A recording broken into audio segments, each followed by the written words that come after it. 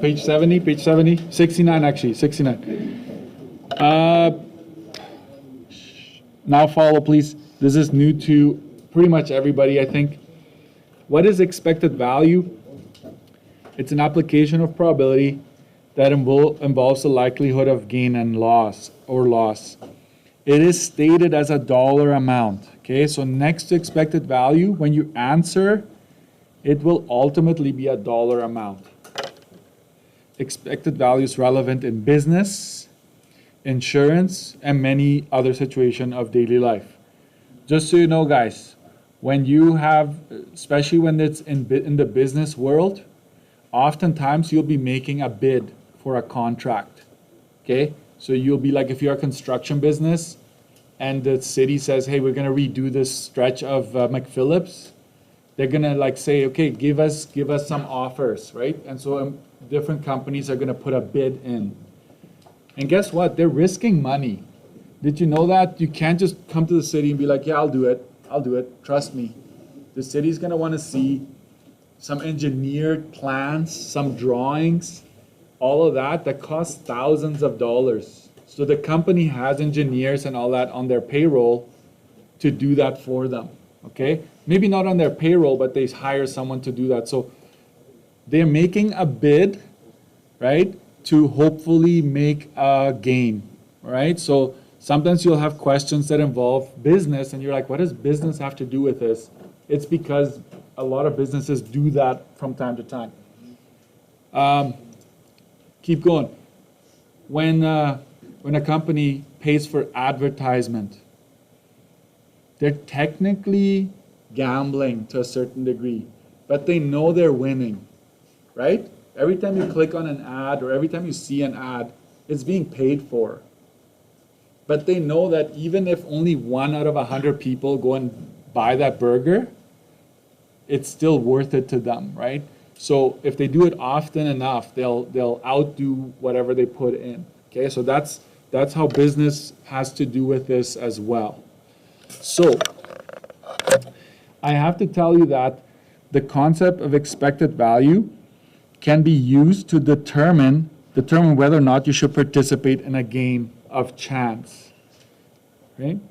Expected value is only accurate in the long run. Okay, this is not necessarily true if you play the game 5 times or a couple of times. Like at Red River X, if you just like play 3 or 4 times, it's not true. It's going to be true in the long run. You need a large sample size. Okay? And here's where the formula is going to be different. I forgot to change this in your booklet. This formula is not wrong, but it's not the one I want you to use. So, can I ask you to change that? I'm going to ask you to cross this right out of your notes. Please cross it out. Don't just. Some students go back and they copy this one down on their study sheet. I don't want you to have that one. Instead, I want you to have this one, expected value. It'll be a dollar amount. You go probability of winning the first prize times the prize itself. This is also going to be dollars. Okay? Then you're going to continue that. There might be a probability of winning a second prize.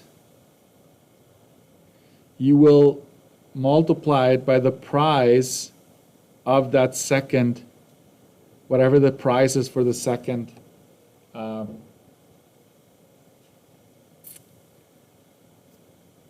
your whatever the price is, right? The money, there might be money attached to it. And you keep doing this for as many times as you have to, but at the very end, you will subtract the cost of playing. Cost to play. Can you write that down? Cost to play. I kind of outdid it a little bit. I was too ambitious at the beginning. I should have probably compacted it. But this is going to be the case most of the time. In addition to this, on your study sheet, if you're going to add this to your study sheet, I'm going to ask you to do that because they got rid of this formula. You need to add that. I want you to have a little part in it that has 3. If it is positive, if your answer is positive, you win. You're expected to win. If it's 0, it is fair. If your answer is negative, you lose. You're expected to lose. However, let's look at it from the host's perspective. If you go to the Red River X and you win on a constant basis, what is happening to them? They lose. They lose. Okay? If it's fair, it's fair. If you lose, they win.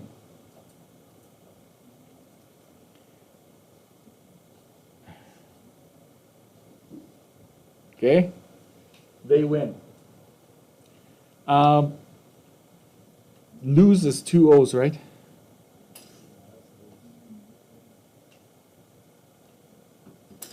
There. So that's what I want you to remember. They lose, they win. Okay? All right. Here it is one more time. Here it is one more time. Okay?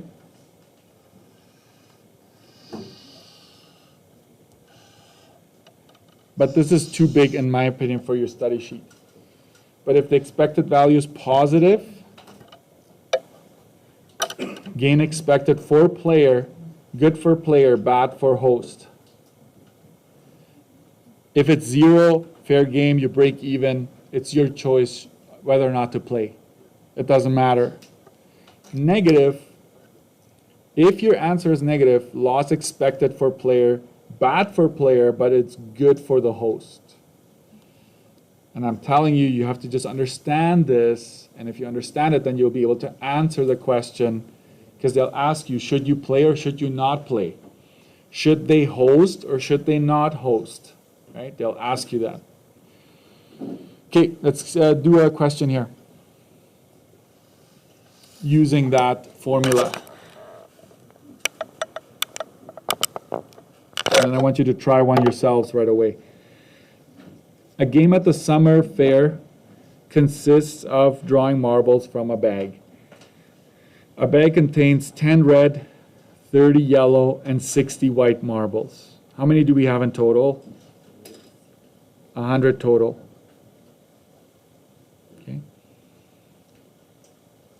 If you draw a red marble, you win $25. That is what we call the first prize. Are there more prizes to be won? Okay. If you draw a yellow marble, you win $7. That's your second prize. If you draw a white marble, you get nothing, so you lose. Okay? It costs $3 to play. So as far as I can tell, there's only 2 ways to make money here, correct? 2 ways. Okay, so we're going to do this. We're going to use our formula. Calculate the expected value of each game.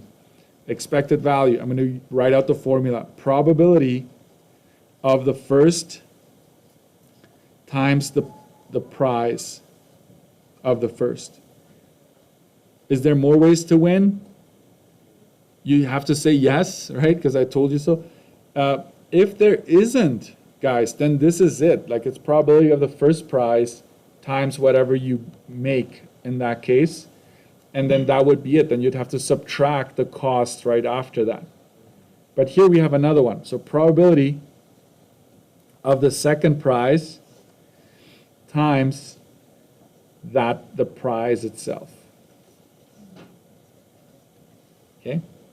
And then now we're gonna go minus the cost to play. So what's the probability of winning the first prize, guys? How do you get that first prize? Getting a red marble, right? What is the probability of getting a red one based on this layout? 10 out of 100, yes. So 10 out of 100.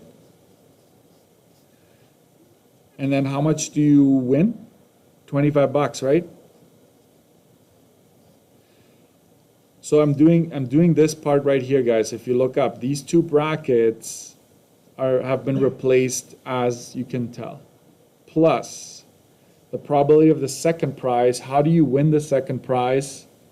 To grab a yellow, we have 100, so it's 30 out of 100. How much do you win? 7. Okay. Now you go minus whatever the cost is to play, which is $3.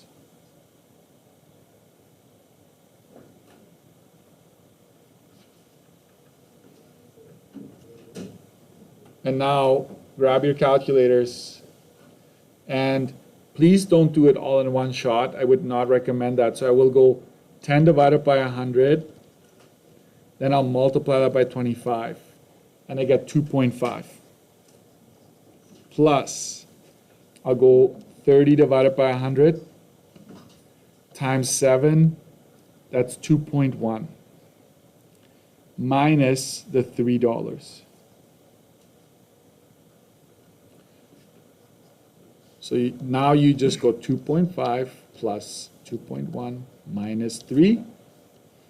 And it is, this is important, if you want full marks, you have to have a dollar sign, and you have to go 1.60.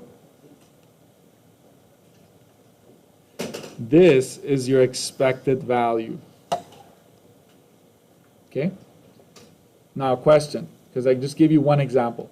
Will you always have that second prize available? No. It could be that there's only one prize, 25 bucks, if you get a red one, and that's it.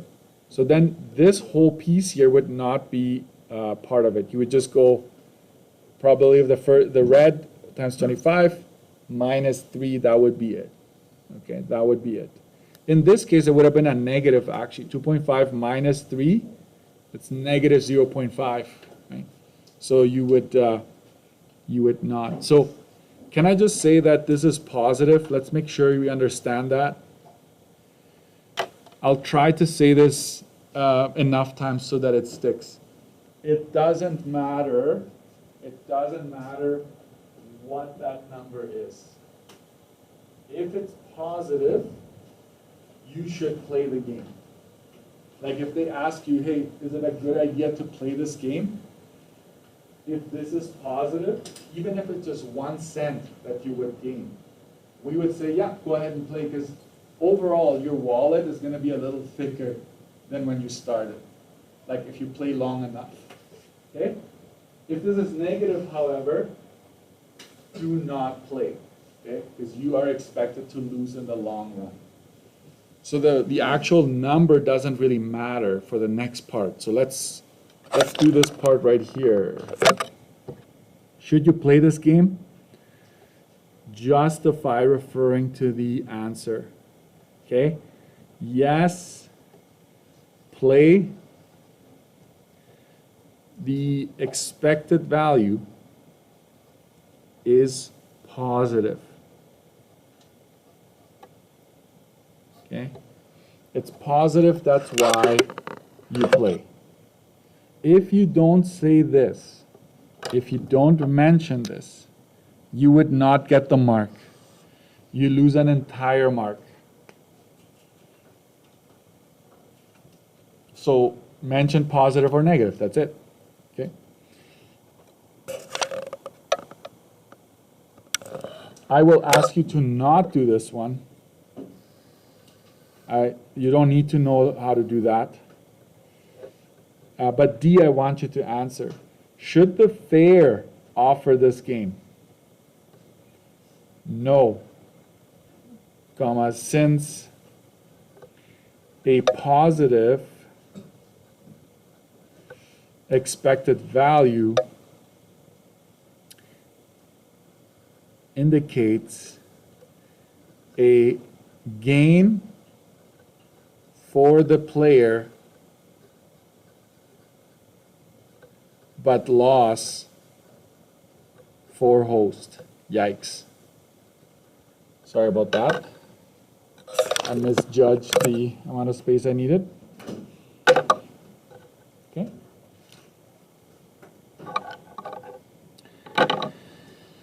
Let's go to page 71. I know there's not a whole lot of time left, but I would like you to try at least one before you go today. Okay.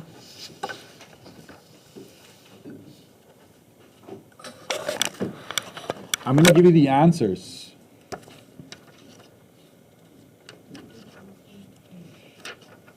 So this one you should get 0.50 positive.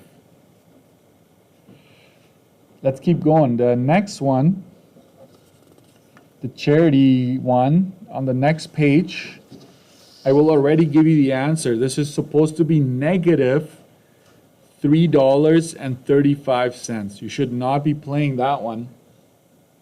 But the host, for the host, it's really good, right? So try those.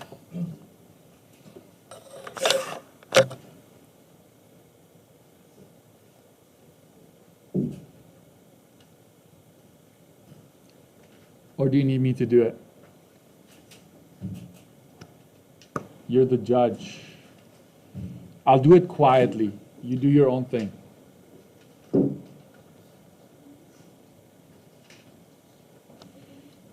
Go ahead.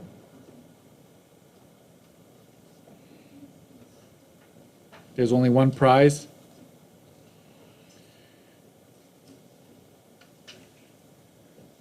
We're using a die. So 3 out of 6 are even. I win $3 minus, it cost me $1 to play.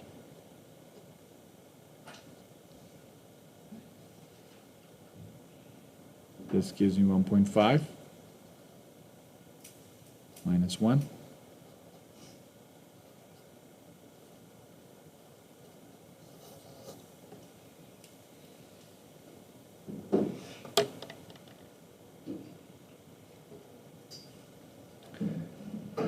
Play since expected value is positive. There you go.